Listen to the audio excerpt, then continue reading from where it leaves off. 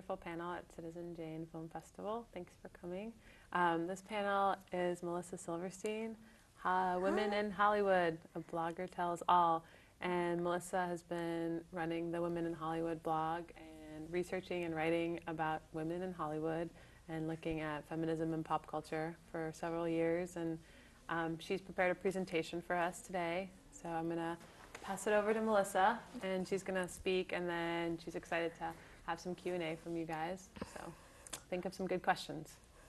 Hi, thank you all so much for coming, and thank you for inviting me. I spend a lot of time in my head at my computer, and so this is just a great opportunity to get outside of all the things that I think about on a regular basis. And I figured I would start off with a brief snippet of kind of how I started the blog and then kind of move into some issues that we're dealing with in Hollywood and with women. The short story is this woman was going to hire me to create some news on a site that she was going to do for, she was going to sell DVDs and things like that. And I was like, cool, great, because I was working at the Women's Media Center then doing like a news brief. And that didn't work out, didn't raise the funds. And I was just like, and I discovered blogging. I was like, oh, I could do this on my own. So literally one day I kind of got up like they did in Julie and Julia. I clicked on it, I came up with the name, and I just started writing. And then I was like, okay, this is interesting. I'm going to make a ton of money. And because I thought everyone in blogging's making money, right? It was just 2 years ago. Everyone was like, oh, blogging, blogging, blogging. And, you know, there's no money to be made. I mean, really, nobody makes money in blogging, except for people who sell stuff, people who review stuff, people who have tons and tons of traffic. I'm a niche blog. I write about women's issues. Suffice it to say, I'm not Jezebel. So I don't make a ton of money. But it's something I'm really passionate about and that I love, so I have built it into a platform where it allows me to come here and talk to people. I'm doing a lot more writing of other things. I've become an expert. I get like phone calls from newspaper reporters wanting to talk about things, and so next phase for me is to kind of put this into a book and to talk about women's issues and feminism and popular culture. And so that's kind of how it got started. Just the thing about blogging is lots of people do blog in their pajamas. I actually don't blog in my pajamas because I have a dog, so I have to take him out every morning, but I do it in sweatpants. So there is a uniform. But so let's just get to a little bit about Hollywood and women and what I've discovered. This is 2 years into my blog, and you know, I was always passionate about pop culture and feminism. I worked in women's organizations for a long time, and when I started writing, I was like, I can marry my two passions, feminism and pop culture. And for me, I had a click moment, and everyone has their kind of moment. Mine was when I went to see Yentl, and I'm a big Barbra Streisand freak. And I was like 16, and you know, the movie now when you watch it's like, oh God, so cheesy. How did a 44-year-old woman play, you know, a 16-year-old boy? And you're like, oh God, but she does sing well. And you know, if I talk too fast, tell me to slow down. You know, I am a New Yorker. And so I love the movie. I'm a 16-year-old girl, and what happened to me at the end of the movie is like, I don't usually stay for the credits, but the credits rolled on this, and they rolled director Barbra Streisand, writer Barbra Streisand, singer Barbra Streisand, producer Barbra Streisand, and I was like, holy Moly. Okay, holy moly, it's just checking on that. Holy moly, a woman did everything. And that was kind of like, I didn't know about these kinds of things, that women could do everything on a movie. And this was 1983, and not a lot of women had directed movies by then. And just a little note on Yentl, she went like, I think $5,000 or $10,000 over budget, and she had like basically no money to make this movie. And they made her give her acting fee back because she went over budget. But that movie earned its money back. But because she had to like basically write away her whole life to make that movie, she had to give the money back. It's a shame. So they would never, ever ask the guy to do that.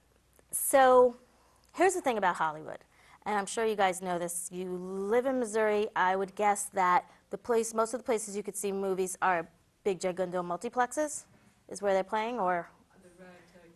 So you have a nice indie here. Okay, great.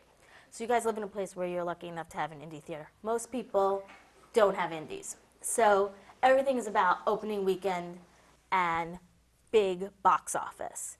And in the last decade, the whole box office thing has become more and more and more important. And so what they do is they throw out these movies into the theaters, and they want to make as much money as they can on opening weekend, because now, as you've noticed, if you see the Sunday news, they always report on what movies won the box office. It's news now, whereas in the past, no one cared, because it's just a movie. So they want to be seen as, making a lot of money. Plus, a lot of these movies don't necessarily get well reviewed, and some of them don't even get reviewed at all, because we know that they're not probably the best kind of movies out there. And so they need to do it on opening weekend before word of mouth goes into the toilet. And now word of mouth is they're even more scared of word of mouth because of Twitter. And so we can talk about that later, because Twitter can kill a movie and can also make a movie.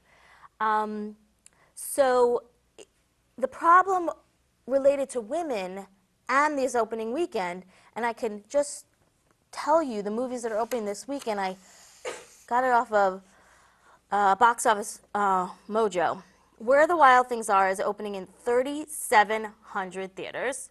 Law Abiding Citizen is opening in 2,800. Stepfather, 2,700.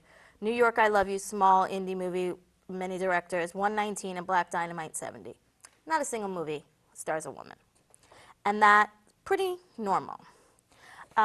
So the thing is, movies that star women, they don't open big. So then you never can get to the place in the box office where you count. So then there's this whole kind of philosophy is that women can't open movies. And there are certain movies that women can open. I mean, we had it this year with Sex and the City. And the whole myth that goes on is women are not a market. And I refuse to believe that and accept it. When I say they, I mean the guys that run Hollywood. And they are all guys. Yes, there are some women in senior leadership positions. They all report to men. And Hollywood is made up of multinational corporations. It's not studios anymore, run by guys who are really passionate about film, who are outsiders in their culture, who are trying to fit in. No, no, no. It's all bottom line, and that's why the whole box office thing is so important. So the fact that women are not a market is something that perpetuates in the kind of Hollywood philosophy of how they make movies.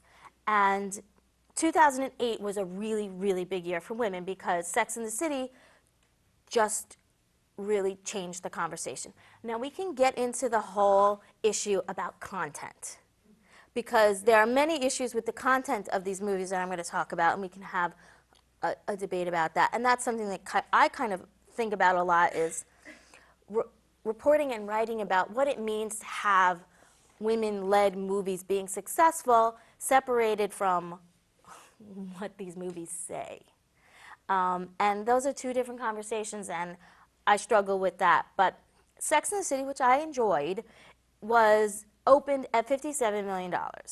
And that was in July, I believe, of 2008. And Hollywood was floored. I mean, like, they were saying 2025, because they don't, think girls can go to the movies.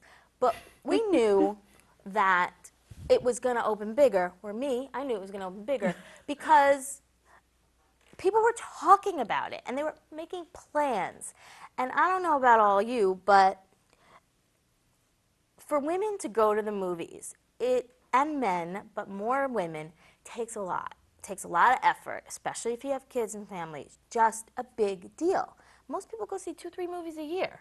So for the fact that people were planning so far in advance with their friends, and they were all going and buying tickets in advance, became a big thing. Of course, lots of the press demeaned the whole activity of women going as a group, whereas young boys who go as a group every weekend to see whatever schlock is opening are praised.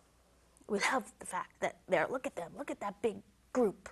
there are 20 of them together going to see the movies. That's awesome. But when like a group of women decide I want to go see this movie, it's like, oh, chick flick. So why are people going to see this horrible movie? And then a lot of the articles, I don't know if you read them, were really sexist and really reflected on Sarah Jessica Parker's looks. And it was just like the tone of it was like, you guys are begging for women to be successful with the movie. Here we are giving you a movie that is successful, and still we can't, live up to your expectations. And the thing that bothers me so much is that I interview like these women producers, and every time a movie comes out and does great, these women have been so beaten down. Is like they say, they're going to just say it's a fluke. They're just going to say it's a fluke, and we'll go back to the way it was. And you can see, if you look back at the articles of women's films that have been successful, some of them are flukes, but then it's consistent that if you give women a movie that they want to see, they will go and see it. The problem is there are not a lot of them made. Before Sex and the City and Mamma Mia and Twilight opened in 2008, the last time a women's movie, now I'm saying women's movie, I'm saying a movie starring a woman. We're not talking about women directors now. A movie starring a woman was in the top 10 was like 2002, I think it was, 2003, My Big Fat Greek Wedding. And that was, kind of a fluke because it started out really grassroots. It started out in like 10 theaters, and then it just built and built and built and built, and they smartly figured out to continue building on it, and it was in the top 10. So it's like 5 years between my Big Fat Greek Wedding and then Sex and the City, Mamma Mia, and Twilight. Twilight was in the top 10, and it had opened at $69 million, so more than Sex and the City. And we'll talk about the Twilight phenomenon. And it has made $303 million worldwide, $191 million domestic. Mamma Mia opened at has made $144 million, and it didn't open as big because one of my theories is that women's films have a longer tail, and so they don't open as big, but if they are given chance and they stay and they will endure. So it has made $144 million, and it lasted a long time if you look how many weeks it was in the theaters. And it's made over $500 million worldwide, $609 million as of this week. And those women get no love from Hollywood or anywhere. They couldn't get hit by a car in Hollywood, except for Meryl Streep. I mean, it's just astounding that the conversations that they have made it an incredibly successful movie is still that they have a big struggle to get the next one done and the next one done. And they're all incredibly successful women, and we should remember that. But they made a movie that's made almost $1 billion, and they should have piles of cash, like standing in the doorway for them, because they know how to deliver. And that's kind of how Hollywood works. So why isn't that happening? A, it was all women. B, they're older. And C, it was a fluke. So. It seems like Hollywood is all geared to the teenage boy movie. Yeah. Why? I don't get it. Because we're not a market. But there's so many of us. Yes. And the next thing is women buy 50% of the tickets. So between women and girls of all ages. So when they say women don't go to the movies, that's not true. I have seen the data from the Motion Picture Association of America. And they didn't release data in 2008. For some reason, they didn't want to do the attendance. But in 2007, from what I have read, women and men buy the same amount of tickets. Here's the thing that's different between women and men and older and younger. There are more older people. This is how Hollywood defines it. 25 and under and 25 and older. You're 25, you're old in Hollywood's book. You're old. Now in TV, 18 to 49 is the most desirable demographic.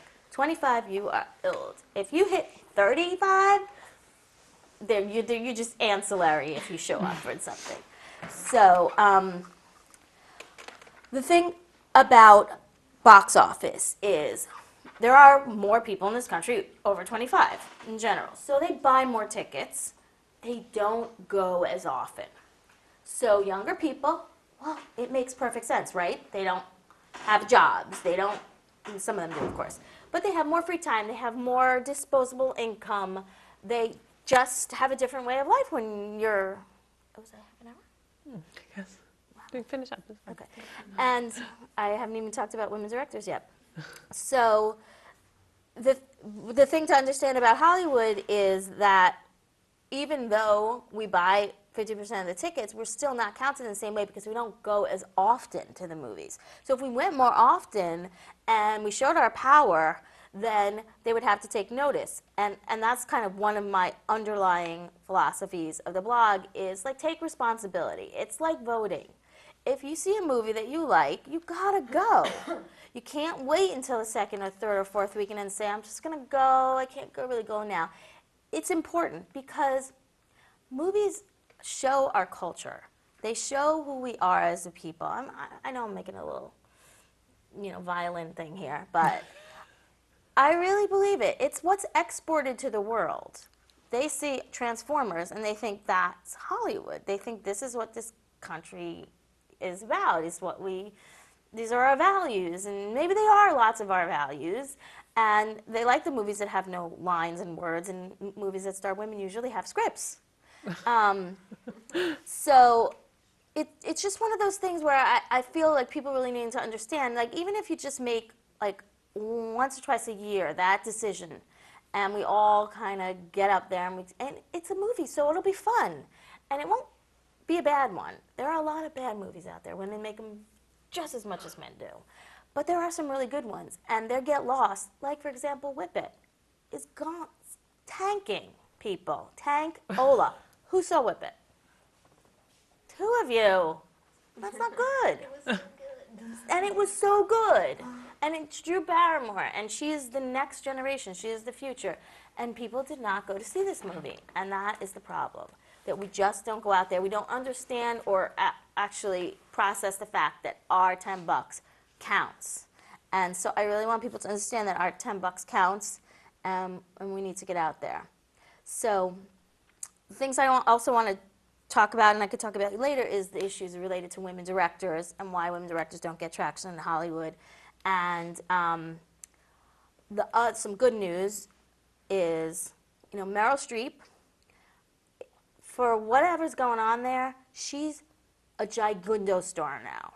The woman made $25 million last year, probably all because of her back end on Mamma Mia, because they didn't pay her enough up front. So she earned it all off the back end. And this year, Meryl Streep is going to have a summer slot. Julie and Julia is approaching $100 million. And a Christmas slot, okay? Will Smith doesn't even have both those slots this year. So just think about that. And she's 60.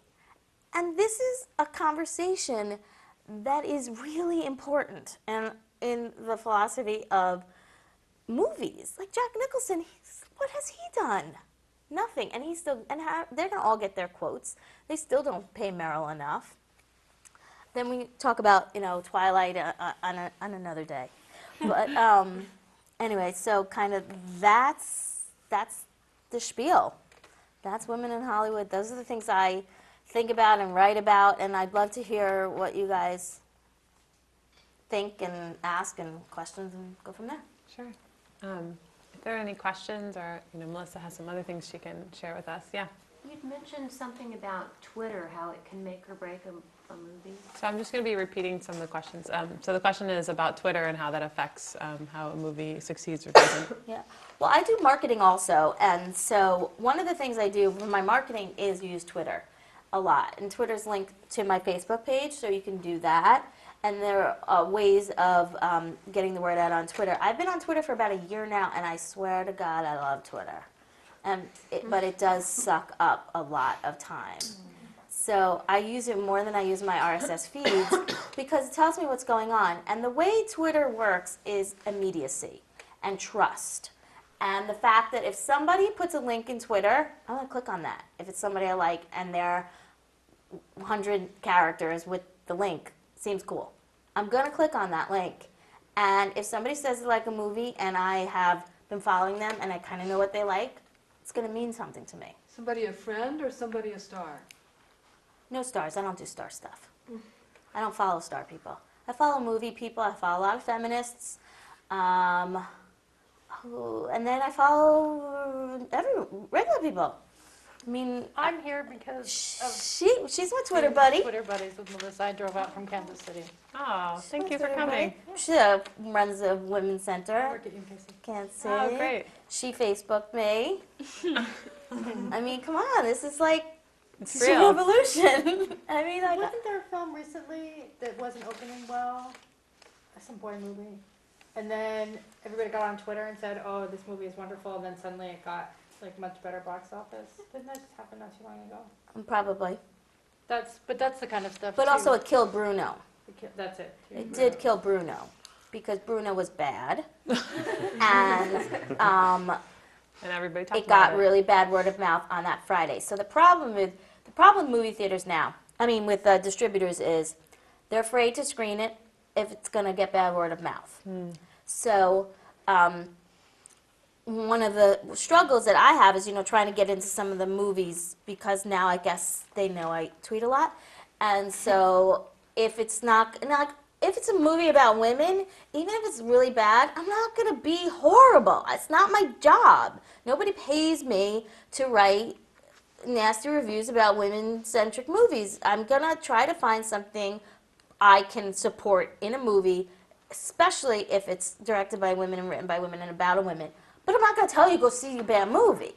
But I'm going to talk about why I had what worked well, what didn't work well. I think I've kind of developed a diplomatic stance of, and if I work on a movie, that's a completely other story. I only will work on movies that I can actually, if I'm going to write about it on the blog, that I feel comfortable writing about on the blog, because you have to have trust of your community.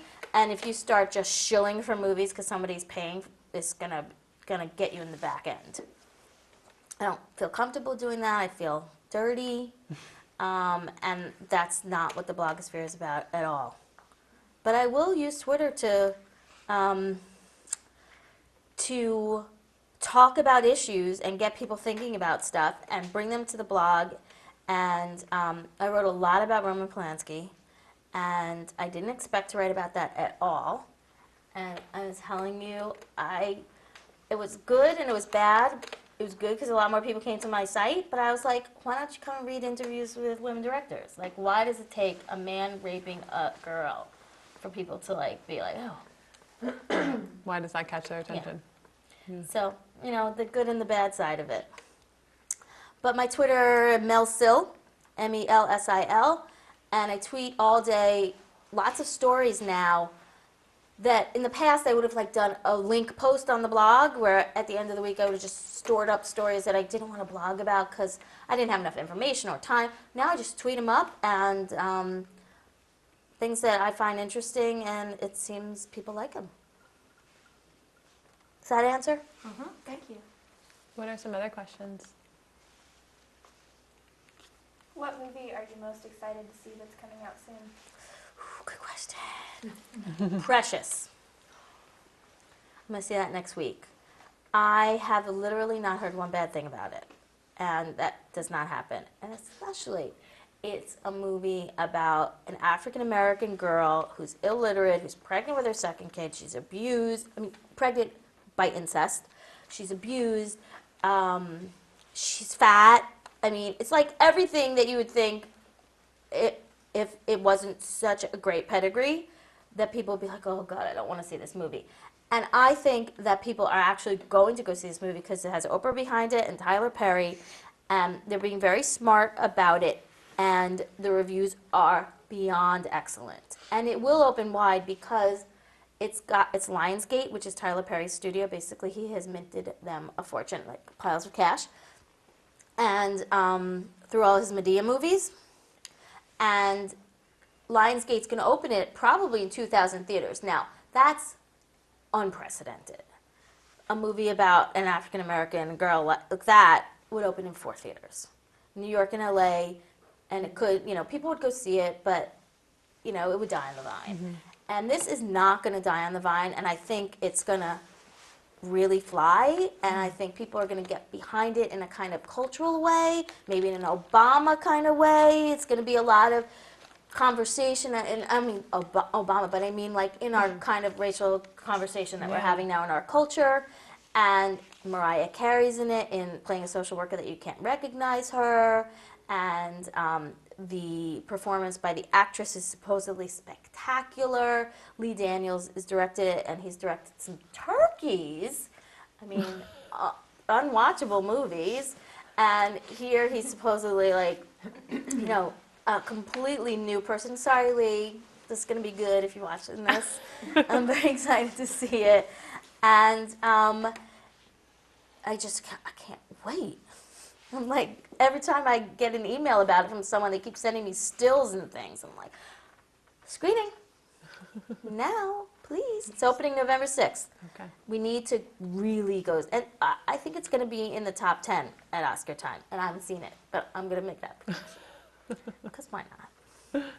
Bold statement. Bold statement. I think that. I think, Bright Star people, Bright Star. It's playing here. Spectacular movie, Jane Campion.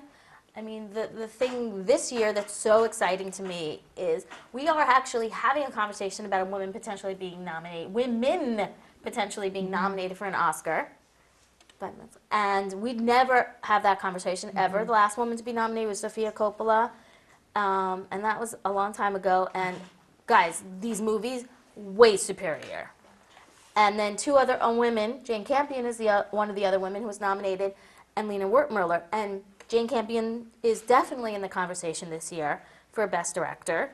Lone Scherfig for An Education. And if that comes here, you must see that movie. It's really good. And then Catherine Bigelow. For The Hurt Locker. And the Catherine Bigelow conversation is interesting because it's not a girls' movie. And so it takes, and she never does girls. Catherine Bigelow doesn't do women's movies. And so all of a sudden, like, oh, a woman could direct a movie that stars men and things blow up. And it's like, come on. Why is that? In 2009. Yeah, why is that so shocking to people? But I think she's absolutely going to be in the top 5. Because men and women are liking this movie. And that's what it takes in Hollywood. You can't just have women because women really have no power. I'm sorry, all of you who work in Hollywood, but as an outsider who sees this whole thing, you have no power. And so you got to get the guys behind you. And she's gotten the guys behind her because, she blows things up. She blows things up, and they like things blowing up. And it's been around since the summer, and it's still running. Yeah. So that's also a really good sign. Bright Star needs a little bit more momentum in order for Jane to get into the top 5, because it's top 10 movies this year. Remember, they changed it. So 10 movies are going to be nominated, but only 5 directors. And Bright Star is just, it's getting really well reviewed, but it needs help to take it to the next level. She needs to get on some lists for Best Director at the end of the year, and I think she will. And we'll see what other movies are still coming out. Jason Reitman's Up in the Air is supposedly really great. Amelia, Mira Nair's movies next week's one of those kind of really quiet movies that nobody's heard anything about, which is never a good sign. But I'm totally open, holding myself open to enjoying it and being spectacularly surprised. And it will not live up to the buzz that I've heard. And so this could be a real game changer year, hopefully not a fluke. What are some other questions? Oh, we're out of time, so we're going to wrap it up, actually. The question is, what are you guys going to see at the festival? No. Melissa's going to be around for the whole weekend, and I'm sure she'd love to connect and talk with you virtually and in real time. Not so much tweeting this weekend. Not so much tweeting. So relaxing, rejuvenating weekend. Great. So we're really happy to have her and make good use of her presence here because she's a wealth of information and good ideas. So find her in the hallways. Thank you for coming. We're going to have another 2 panels following this, so stick around and see you in the theaters. Awesome.